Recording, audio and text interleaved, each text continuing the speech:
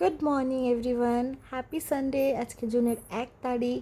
এখন আমি যাচ্ছি ফ্রেশ হতে, কারণ আজকে জামাই ষষ্ঠী। সবাই সবার মতন আজকে জামাই ষষ্ঠী খেতে যাচ্ছে, অ্যান্ড সবার মতন আমিও যাচ্ছি।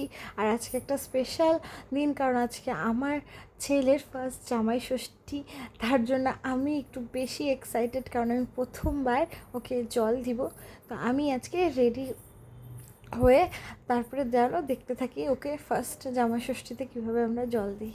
এই যে দেখো দেখো আমার বাবাটা কত খুশি হয়ে ও জল নিচ্ছে, মনে হচ্ছে কি করতেছে।